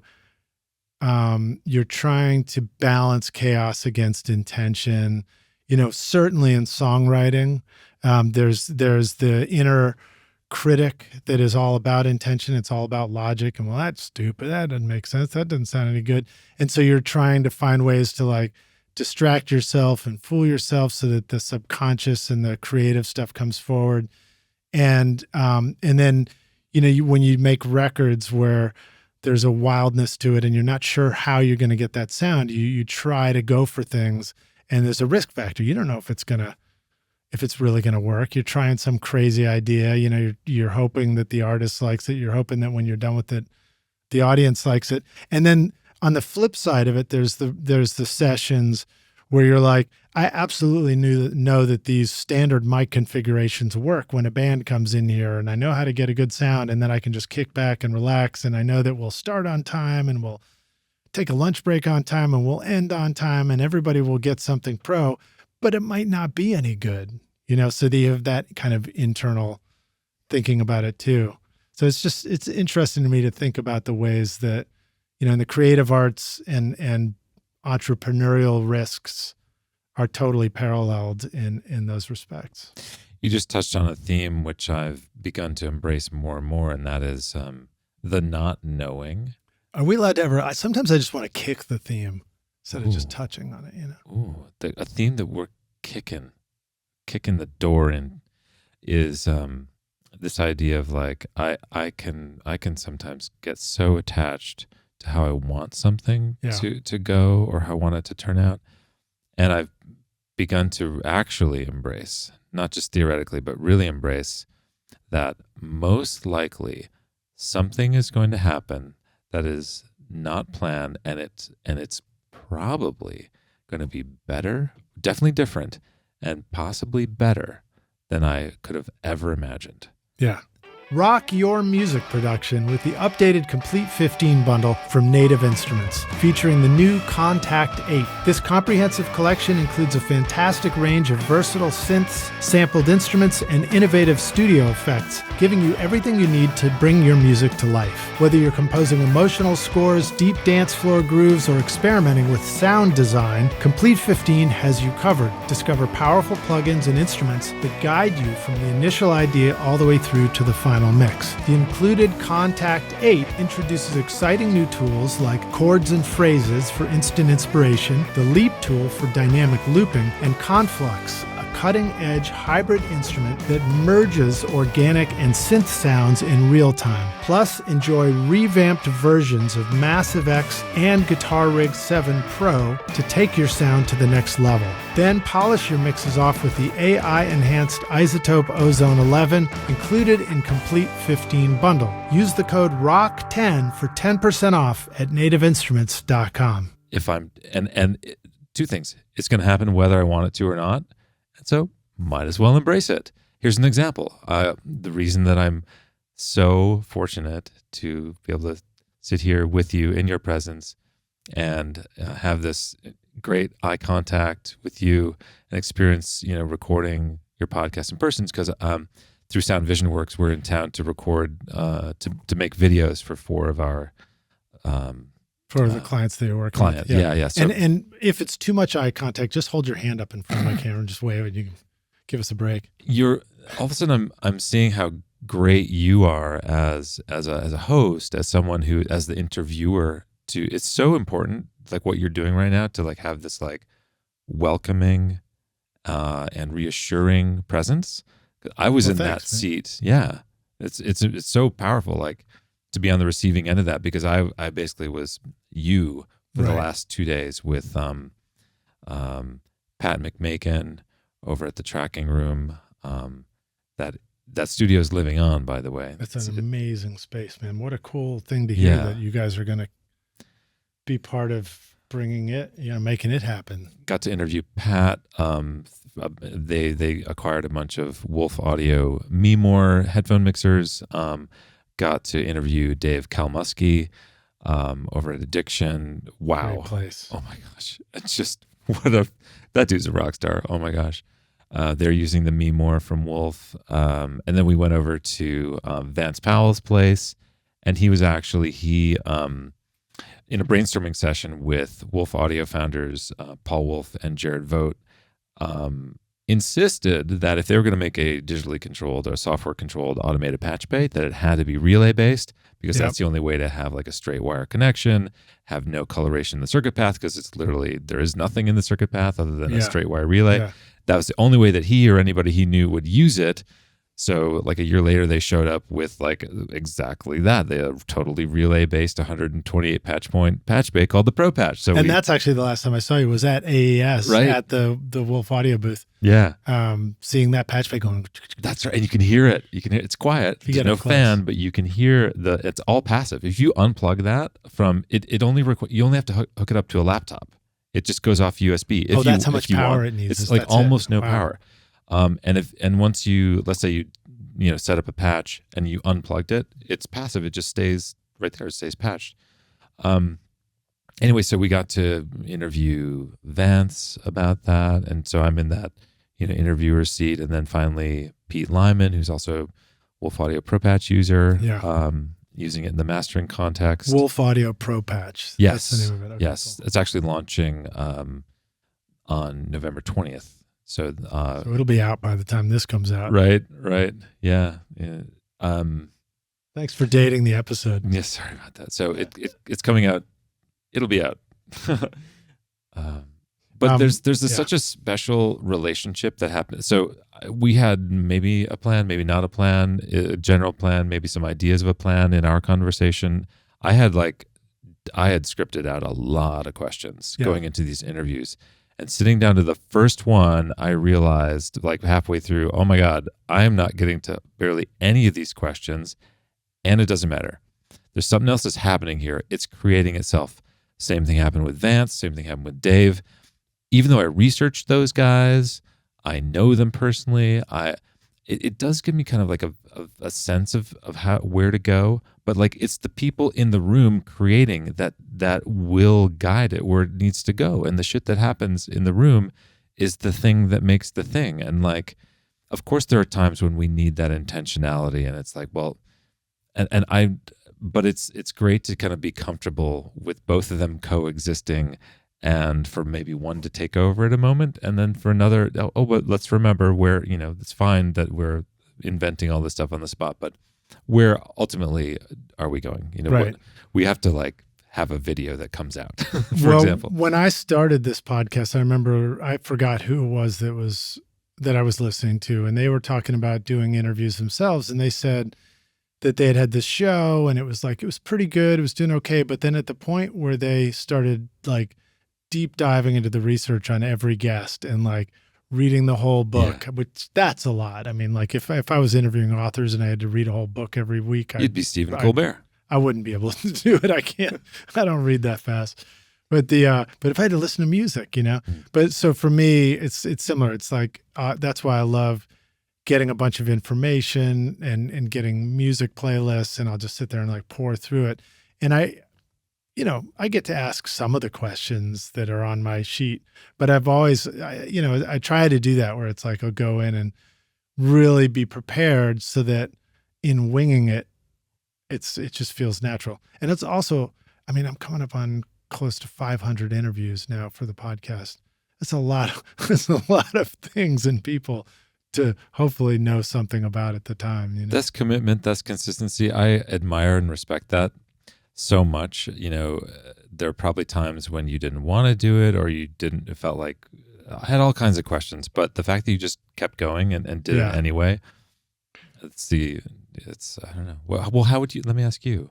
Ask away. Yeah. So how does that feel? How's coming up on 500 feel? It feels great. I love it. It's fun to go every once in a while and look and see. I think we're probably like this moment, we're probably crossing 3 million downloads of the podcast, which is a fun feeling. And the accumulation of all that, and the statistics are, it's kind of nice, but I mean, it's like, you look at your Facebook post and you're like, look at all those likes. I mean, it's not that, it's not that soul satisfying, that detail. But what happens is I'll go to the events like NAMM and AES, or I'm just out and about. I was at a local bar and I was telling an old friend who didn't know anything about the show, because it just wasn't part of his world. He was focused on something else. He was like, oh, that's cool. And then the bartender comes up and he's like, hey man, are you Lij Shaw? And I was like, and he was like, oh yeah, I love the show. So, and I think I had met him at when he was doing live sound somewhere before.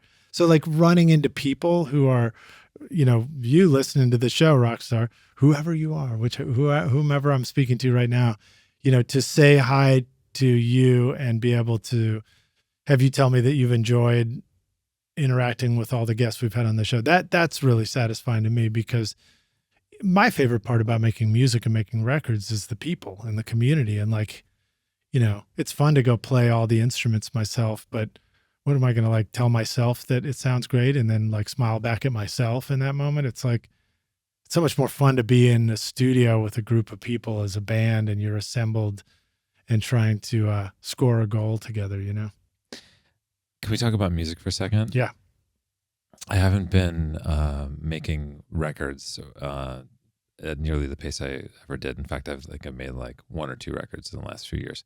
But I've been obsessing over one, and it just occurred to me as you were talking, like as a mixer, you said one of the things you value the most is the people and the experience. I got into this mode mixing a record recently for a band called Well of Wishes. And maybe it'll be out by the time this podcast is out. It could be. We're just in the mastering stages. Will Borza is mastering it for us. He works with Howie Weinberg. Will and I became friends through Apogee. Will is incredible. He's he's like the perfect balance of scientist and artist. Like on the science side, he can make anything happen. As a mastering engineer, it's really stunning. And like he just like took my mixes. He in some cases they really needed help and like to complete my vision because I felt like I couldn't do it myself in the context that I had. And he was able to like totally complete my vision. It's so cool. But I obsessed and obsessed over these mixes, and I can listen to them over and over and over again. And I'm asking myself, as we're talking about the process of making records, why is that? And the analogy that I've come up with is that I have made permanent my ideal meal. Imagine being able to, like someone says, what's your favorite meal? Oh, it's like sushi and blah, blah, blah. And or like it's like French fries and it's a chocolate marmalade shake, and pickles, whatever it is. And it's like, but imagine eating that meal like over and over and over again, and you kind of get tired of it. But let's say you didn't. Imagine you didn't get tired of. You crafted the perfect flavors and balances and all this, and every time you listened or ate it, it triggered those exact senses in the exact way that you wanted it to. Yeah. That's what I've done with these mixes. Like to whatever extent they're good or bad, other people like them, whatever. From the material that's there, I crafted something that every time I listen to it, it is just this perfect, it is this wonderful meal for the ears. I mean, coming from a test kitchen chef, I mean, that's saying something too. I mean, for my ears, and that's the thing is like, I feel so selfish about it. And like I mixed and like way longer than I probably should have. And thank you so much, Doug Townsley, my collaborator, the artist, the writer, it's his band. Thank you, Doug, for being patient with me and letting me mix and mix and mix, because I essentially created something that like is something that I can listen to over and over again, that I love every time. It tickles all the right places. Do you feel like the time that you've spent watching YouTube videos, trying out mix tricks, and tweaking version after version of your mixes has gotten you nowhere? Have you been looking for more of a simple and straightforward step-by-step process for creating a pro mix that won't take years to learn? What if you could have a Grammy-winning mix engineer who understood all of your struggles and could coach you through them? If you struggle with any of these questions, then the Ultimate Mixing Masterclass is just for you. Now you can discover the proven step-by-step mixing system from Grammy-winning mix engineer Craig Alvin for consistently creating a pro-quality mix in your home studio that will sound great everywhere. Listen to this quote from one of our students, David. That was absolutely the most helpful and informative block of information and mentoring on the mixing process that I have ever been a part of. That was like sitting behind a mix engineer for years, watching and picking up pro tips along the way, condensed into a 6 to 7 hour session. Look, I'm so confident that this will help you take your mixes to the next level, that if you can't get a killer mix in 30 days, I'll give you a refund, no questions asked. So if you're ready to take your mixes to Grammy-winning quality, then go to ultimatemixingmasterclass.com and start now by checking out the free preview of the ultimate snare mixing trick. And hopefully I'll see you in the front row of the Grammys. That's a good point too, because I've done sessions with artists where sometimes you just have to get to the finish line and let go pretty quickly, or your time's up and you have to just sort of do your best work and then just be willing to let go of it. And then there's other times where the artist really lets me keep pursuing it and keep dialing it in and dialing it in and dialing it in. And yes, you're absolutely right. You can overdo it, but hopefully if we're good at what we do, hopefully by listening to this podcast, we've learned a lot. I'm going to say we, because I know you're listening and you're thinking, you've learned something, but trust me, I've learned a ton on this show through this whole process too, right along with you. See, I'm addressing the individuals. I'm learning right now. But what's my point? My point is, when we're good at making records and we're really going for it, revision after revision, we should also have a process of checking back against our benchmark checking against the previous mix and the roughs. And when we do that, we discover I know when we've crossed the line and then back up to where we were and really get something nailed. So I appreciate what you're saying. I mean, like dialing in, pursuing something until you're like, I've crossed everything off my list that I had to cross off. And now I can just enjoy it knowing that I've got all the stuff sorted out is a good feeling. I decided I've invented like the ultimate personal massage machine or back rubber machine. I built it in my garage, and every time I strap it on, this is gonna sound funny. Every time I hit go on that this is an imaginary machine, product. yes, that's here? what it Okay. is. It's imaginary, but maybe I don't know. It tickles me in all the right places, and that's these mixes that I built. So it's a pleasure. It's a guilty, selfish pleasure. So thank you again, Doug Townsley. Well, as somebody who is maybe recording more records at the moment than you are, at this time, I can promise you that like I feel that way all the time about records. Just it's so much. I constantly want to listen to the stuff I'm working on. I'm so jealous. God, what a treat. That's the fun part about it for me. It's like, and if it's, I mean, yes, I'll print rough mixes, and then there's many times where I leave the studio and I listen to like a split second of it, and I'm like, I'm done with that one because I just simply know it's not where it's going to be. Mm-hmm. And I know in my head what I need to do next. But like, I just love listening to, it's an addiction. Like I feel guilty about it sometimes. I don't go turn on the music streaming service and always go listen to everybody else's records. I mean, I do through the podcast. I do a ton of that too. But I'm like pulling up sampling, and I'm just like listening to the various stuff we've been working on. Oh. I remember Eddie Van Halen was quoted as saying that once. He was like, yeah, I don't really listen to other music. I'm just listening to whatever I'm working on all the time. And I was like, that's interesting. So cool. And why not like make if you don't love your masterpiece, I mean, you can't always make a masterpiece, well, but when sometimes you can, it's a masterpiece in the works. That's true. And that's what you're listening to. That's often what I'm hoping that I'm listening to. In the woodshed. Yeah. But anyway, it's fun. So let's see, what else should we talk about? With Sound Vision Works. Am I saying that right? I want to make sure I'm not saying that the wrong way. Or you could say the German Sound Vision Works. Sound Vision Works. I'm guessing that the sound is kind of the space that you're working in. You're working with audio creators, and the vision might be the aspect of it's the sort of the marketing aspect of it too, where it's like we need to help you be seen. That's right. Have you learned a lot about, share some tips with us about what would be smart for us about marketing our studios, maybe ourselves as producers, or the music that we're making as a band? Maybe those are three different things.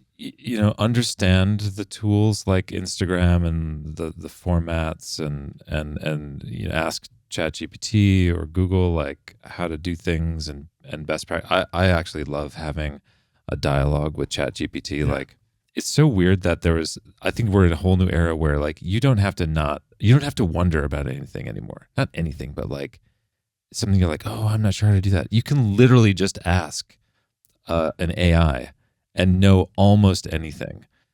Like if something's keeping you from like, oh, I'm not sure how to set up my cameras to blah blah blah to do a video, a vlog. You can easily know that within a few minutes. So anyway, have that practice, have that at the ready to guide you to answer questions, and then just please let your own creativity, let your own vision be your guide. We are each our own brand. And so it should have your stamp on it. If it's your studio, your approach as a mastering engineer, I think there's I'll call it trends, but there's kind of like patterns or phases of how people like communicate visually, stylistically, what have you. But it's typically like something disruptive, something that's like stands out from the crowd that gets people's attention. And isn't that the goal? To get attention and get attention on you and your brand. So like, why play it safe? Like I think that's Now, actually what if somebody's like, yeah, but I don't know what my Mhm. brand is. I don't know what my voice is. What are your thoughts about that? Think about like where someone like Warren Hewitt started. If you go back, whatever it is, 8 years, something like that, to when he first started, look at, I mean, the production quality, not so good, whatever. Like someone might say, oh my gosh, look at all these embarrassing moments or whatever. But he just started, he just did it. Right. And he kept iterating as he went. Maybe I can remember a specific moment. You want to hear for it? you? No, for Warren's. Yeah. A Warren story that was great. And it was related to Slate. And it might have been, I was maybe after you there, or maybe it was the same time, but there was the virtual mic locker plugin where you would use the mic and then you'd, I think, put the plugin in the mic pre in the like the little rack or whatever, Yeah. and then see what it sounded like. And in the video, he accidentally like put the mic after the mic pre or something like that, so it didn't The mic pre after the mic. Yeah, so it didn't really work. Right. Yeah. But and then that came up later, and he just joked about it. He was just like, whatever, you sometimes just make a video and you just mess up, That's and right. then you make the next one later. And that really struck me. I was like, God, it's such a great attitude toward it. It's like, whatever, you got, if you don't put yourself out there and you're willing to like make some mistakes along the way and then own up to them and smile about it. Yeah. That or by doing that lets you just get to the next one. You make the next one. And for me, doing the podcast, for doing this video stuff, big time for me. It was like I busted my ass to learn how to just get to this stage of doing it, and then understand. You know what? It doesn't have to be at the next stage yet. I can just, as I go, every week or whatever, or every day, I'll try something new and something different, and ultimately, hopefully down the road, Rockstars, you'll be like, Lij, you really did it with that video podcast. We'll see if I get there. Well, how do you find your own brand? And my challenge right now is like, I have a creative vision, and yet I have to represent other people's creative visions. I've got to represent. We have 3 main clients right now, a few more coming: Wolf Audio, Equitech, and KSD, or KS Digital, out of Germany. They have their own brand. They have their own look and feel, the things that they're going to be comfortable saying, the way they represent themselves. So it's actually, it's both a challenge, but it's also a treat to get inside the minds of these companies and like their philosophy. Paul Wolf has like a unique. He's awesome. I think people who know Paul understand why I can't finish this sentence. Paul Wolf is unique, period. But it's just like, how do you represent that brand? And also, like, here's the thing: like, could be Paul or someone else. It's like Paul has a strong personality, and his products have like such a incredible reputation, and it's like, at what point do you represent? Is it wise to bring the creator's personality into the marketing conversation, or do we isolate that and just talk about the products? So there's probably some balance in there, and that's something that that it's our job to explore it. And of course, there's feedback from the likes and the comments and the engagement. Yeah, I'm just pulling it up right now. You just got to keep testing. Yeah. I think that's the thing, is it's one test after another.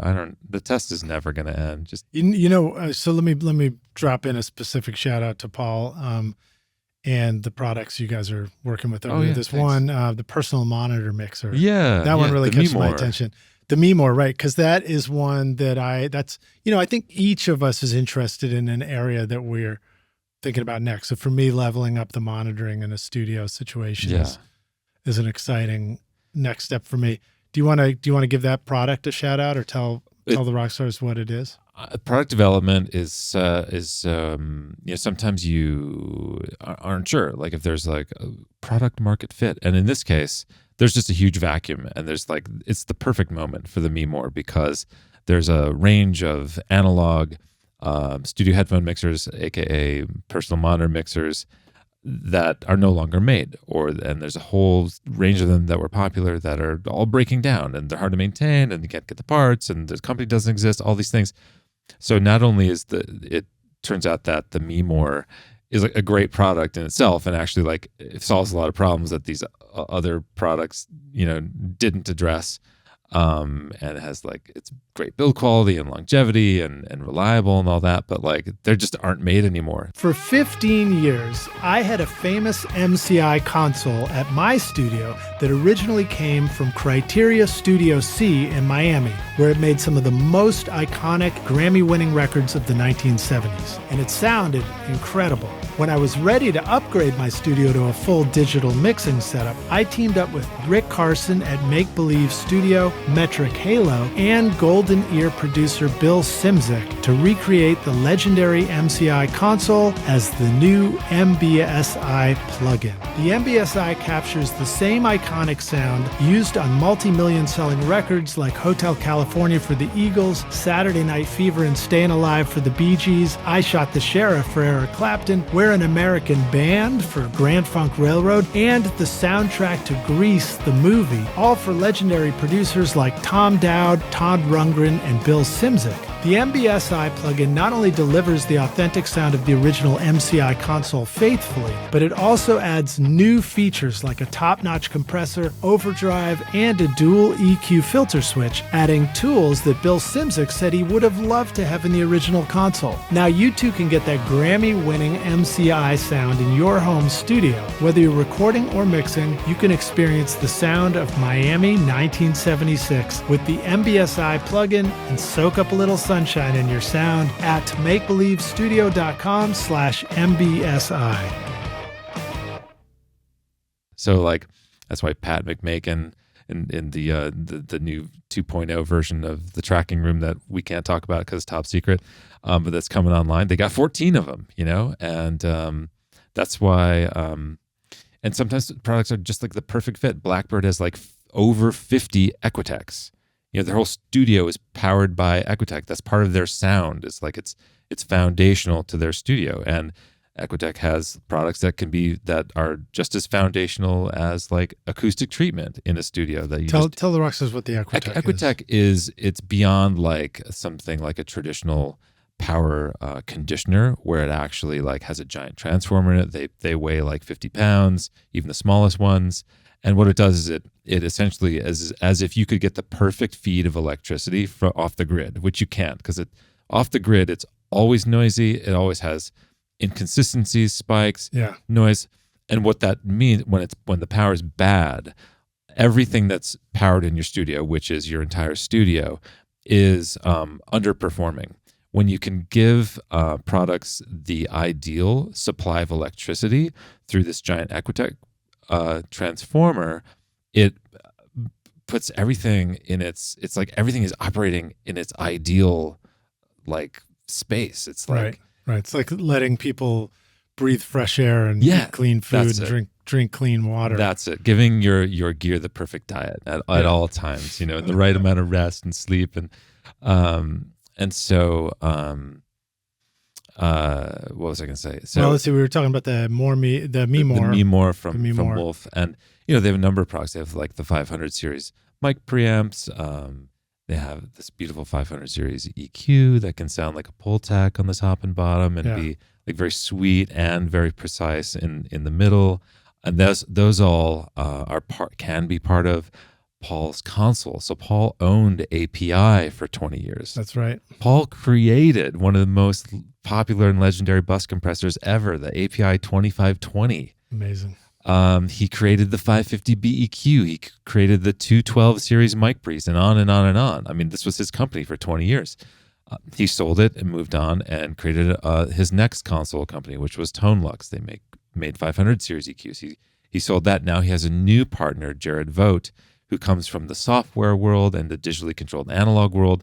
Now they're their own super company making the best of analog and the best of digital, and they are just scratching the surface of what they are planning to do. The things that they have up their sleeves with digitally controlled analog is phenomenal. And so here you have like this, Paul Wolf is the last living great console designer. Yeah. He's the last Rupert Neve that's out there. He's the who is it? Sal at API, was that his name? So you have this legend who is still incredibly energized. Paul lives for making amazing tools for his friends. That's what he says. I make tools for my friends. Right. And Paul and Jared went around Nashville before they created the Pro Patch. They sat with Vance Powell. They sat with Pete Lyman. They worked with Dave Kalmusky and with Pat McMakin before they made the Me More, because they interviewed them. They said, "What's missing? What do you need?" Right. They built the products that people need for their studios. That's the same thing with Equitech, like the KSD guys in Germany. I'm just name dropping all of our clients, but that's great. Do it. But these are people these are the craftsmen and women. These are the craftspeople. They make tools that enable us to realize our vision in music, in audio. KSD was the first company to ever put DSP in a studio monitor. Oh, really? 25 years ago. Yeah. And they're like, if you went to Germany, they're among engineers, they're the household name. They're the ATC, the PMC, the Focal of Germany. And they've never really tried to make a dent in the US market. So Sound Vision Works, the company that I'm working for as on the marketing side, is just now bringing KSD to the USA. And like at the AES show, we had people just like walk by our booths, and like we had a couple of guys, I got a video of them saying like, we were just walking by, curious, sat down. We sat and listened for 45 minutes. We just couldn't stop listening to these things because we kept discovering things in our own music and in our productions. And I have this whole series of videos coming out. Like, this is where like my job gets super, super fun as the marketing guy, because what it is I'm trying to connect the right tool with the person who needs that tool.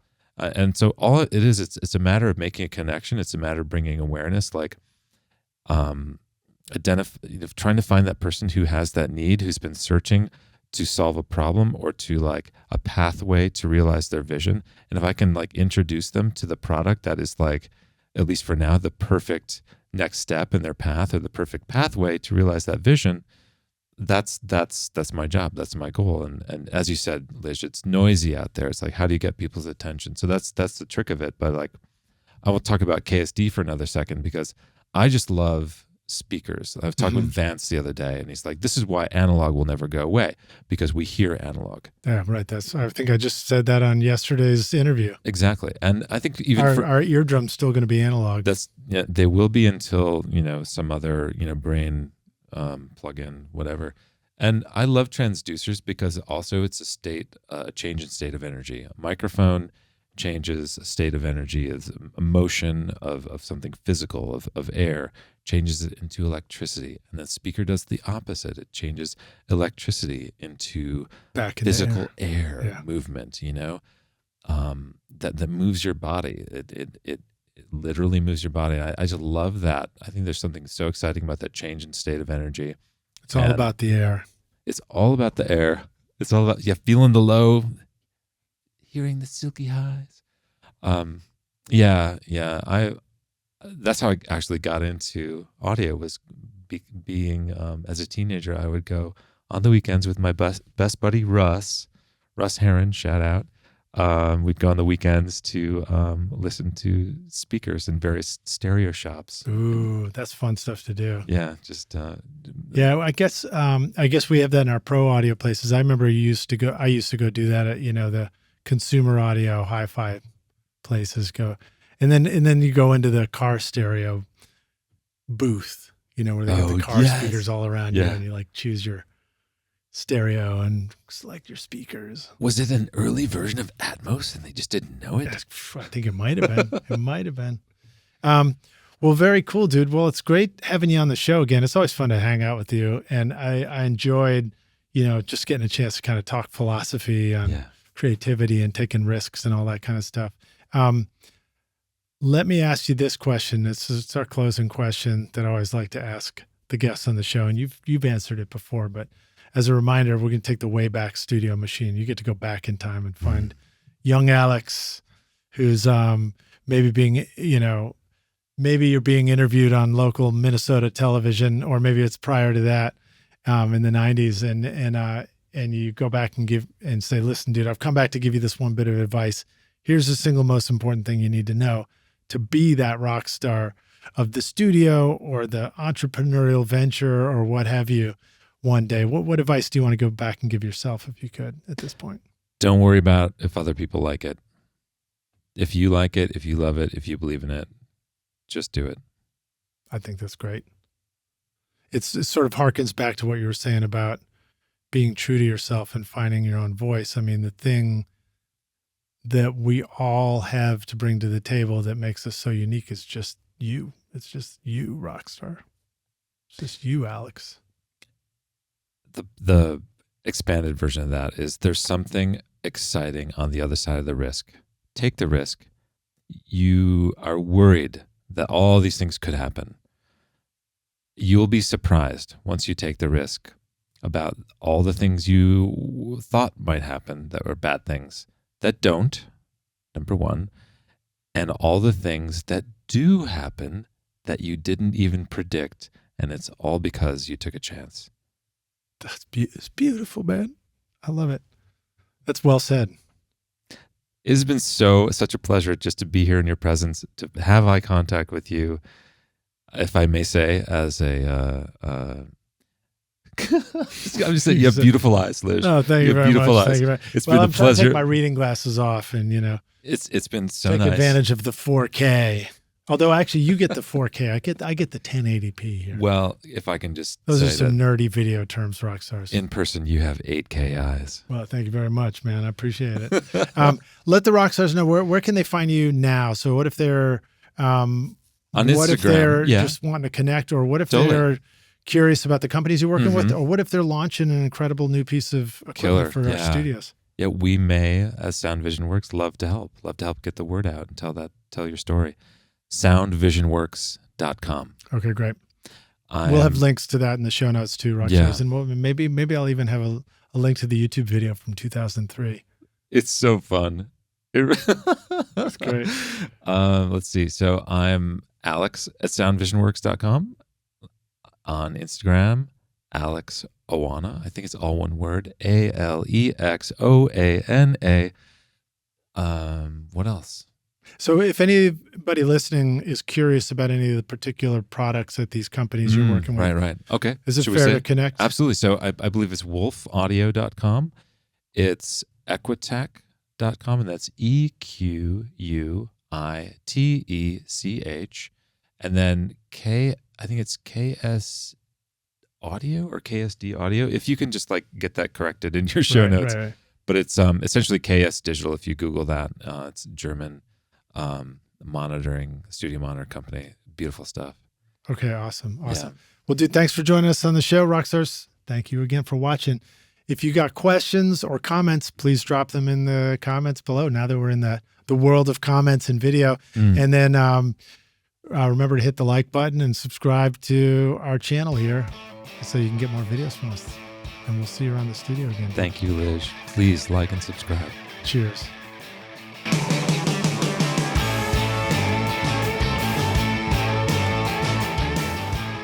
Thanks so much for listening to Recording Studio Rockstars. If you enjoyed the show and want to help make it better, then please share this episode with your friends on social media and leave a rating and review on iTunes to help the podcast reach more rock stars like yourself. You can click directly over to iTunes or go to rsrockstars.com/review for an easy explanation. And remember to hit the subscribe button to keep up with weekly episodes. And if you're ready to make your best record ever now, then head over to Recording Studio Rockstars Academy, where you can start with my free course at mixmasterbundle.com. Thanks so much for listening, and thanks for being a rock star. I'm Lij Shaw, and this is Recording Studio Rockstars. Now, go make great music.